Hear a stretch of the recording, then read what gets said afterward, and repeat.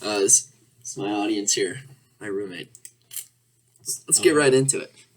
So today I'm going to be talking a little bit about the field of exercise science and some of the jobs that it produces. So exercise science is a field that's becoming a lot more popular in today's society, actually. Between 2016 and 2026, the number of jobs available for exercise physiologists is projected to increase by 13%, which is about twice more than the average pace of a normal jobs growth.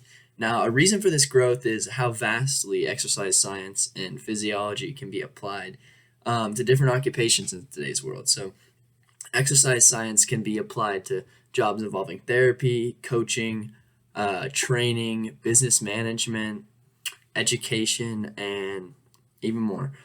However, if I go into all those different jobs, my speech is going to run way too long. So I'm just going to talk about what exercise science actually is. I'll give you a little history about it, and then I'll go into a couple occupations that fall within the field. So the first part I'm going to talk about is what exactly exercise science is. So the study of exercise science specifically focuses on the relationship of four main factors. So those factors are fitness, diet, exercise, and then health, all of which are important in improving the health and wellness of people. So the field offers a scientific approach to fitness and gives people the opportunity to objectively understand the physiology of exercise as well as its benefits and results. When it comes to fitness and exercise, when it comes to the two factors, fitness and exercise, obviously exercise is going to help build workout routines. It looks at the way exercises are done, how intense the workout is, and how you can target specific muscle groups. It provides a way to determine a safe routine that's also going to maximize your output, your muscle gain, if you're working out. As for the factor of diet, exercise science entails how to create an efficient nutrition plan based on your lifestyle. Exercise science details what foods do what for your body during or following exercise. More specifically, which nutrients in each food do what. And as for the factor of health, exercise science provides a way to increase health and wellness from dieting to choosing the right workouts. And exercise science has disciplines all throughout the topic of health improvement. Now, the next part I want to talk about is just a brief history of exercise science. So as mentioned before, the field of exercise science has grown more than ever in recent years. However, the concept of exercise science can actually be dated all the way back to even before Christ. So people such as Hippocrates, Cornelius, Galen, Celsus, these guys all started breaking headlines with their observations in the field of exercise science from the early BC all the way up to the 16th century. Now, Hippocrates, who died in 370 BC, he once said, a quote from him, "If we could give every individual the right amount of nourishment and exercise, not too little and not too much, we would have found the safest way to health." So this statement helps highlight one of the main goals of exercise science, which is to improve the health and wellness of people. Now,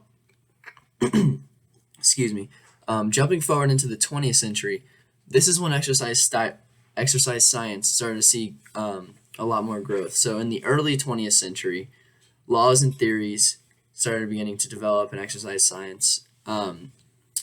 Things like exercise science and its effect on the body were being studied in different conditions. So, for example, they were testing how the body reacted to exercising at a high altitude, or how the body reacted to exercising in high heat, and so on. Now, mid-20th century, more studies on what the body uses to actually exercise were made. So different types of muscle and muscle fibers were being discovered. You got fast twitch muscle fibers and the slow twitch ones, The studies on where we get the energy, it was found that our body uses fat sources to provide the energy. Now the output of this energy was also taken into account, and scientists were able to observe how the body produces heat during exercise. Lastly, for the late 20th century, there was a bit of like a surge of organizations, councils, things like that popping up, all with that goal to create awareness and spread the value of proper fitness and exercise. And with all these previous studies in place now, lots of books, articles, things like that were popping up about exercise science. Lastly, I'm going to go over a couple occupations. Now, I want to go over some of the most popular ones in exercise science today.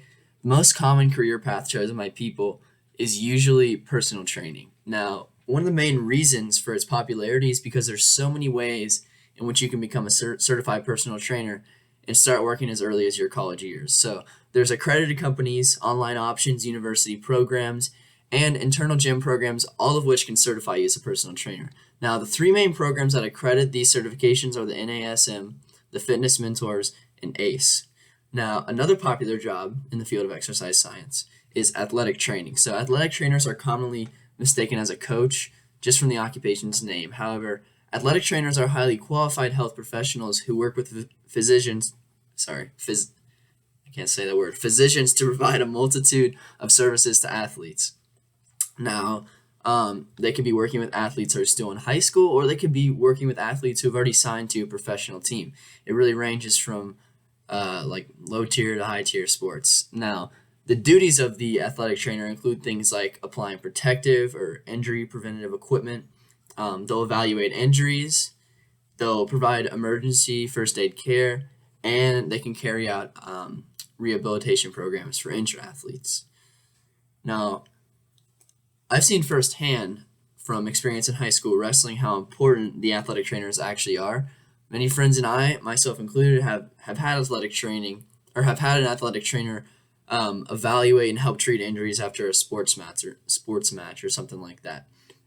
And I've also had the trainer provide me with a good diet plan for whenever I needed to cut weight or something like that for wrestling. Now, overall, the growing field of exercise science serves and is going to continue to serve an important role in society. It continues to teach more and more of the importance of fitness and health while giving the steps to achieve this greater health. And not only are its numbers growing, but more jobs are opening up to the public. And I've seen a lot of people my age hopping onto this major. It seems like it's definitely becoming really popular. And it's really only beginning to advance too, I believe. I think with more time, the field of exercise science will grow to change millions of lives. And that's all I have for you. Thank you.